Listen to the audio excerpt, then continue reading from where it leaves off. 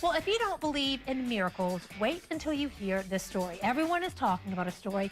It's a doctor from California riding through Powdersville. He just got in a new car, stopped to take a picture of it to send to a friend, and that's when he heard the screams from a mom because her little boy was not doing so well. That little boy, Tiger, thank you so much for joining us today. And you brought along your sister, Taylor. Yes. Thanks, guys. Tiger, kind of take us back to that night. What do you remember happening?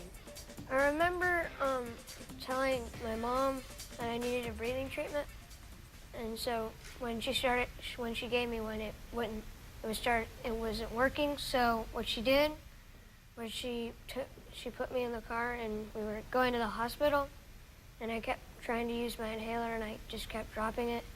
And I remember holding onto her seat and screaming, and then suddenly I just let go, passed out. I woke up in the hospital, and all I could think was, who are you, where am I, and what is this in my arm?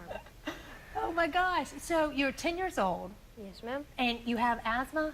Yes, ma'am. And so this kind of things have happened before, not so severely, but you're kind of, your mom is trained and obviously very used to dealing with that kind of stuff, right? Yes, ma'am.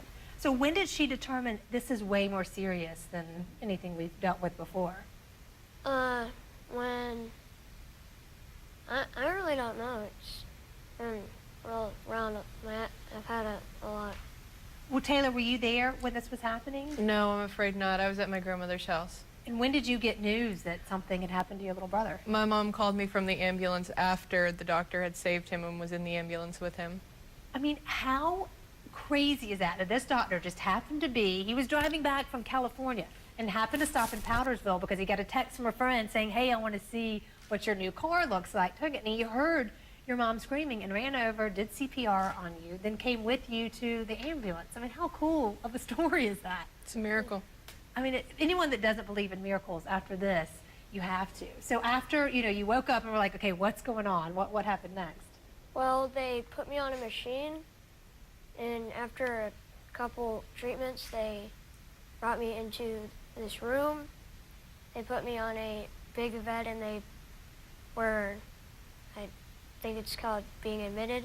But my mom, she was really worried, and what they did were they were giving me multiple machines until my oxygen got better. And then when they pulled me off the machine, I remember then saying, did you know there are 7 species of sea turtles? And my mom said, no, the nurse said, is he delirious? And my mom said, nope, he's back. He's back and everything is all good.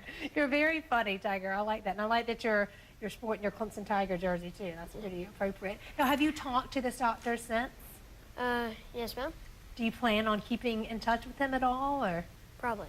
Probably. And what did he say to you? Did y'all have any, final words before he left? We actually talked over the phone. That is so cool. I love it. I'm so glad that, this all worked out. And Taylor, what do you think about your little brother? He's pretty cool, isn't he? My brother's the best brother ever. Ever. Thank you so much for sharing this story.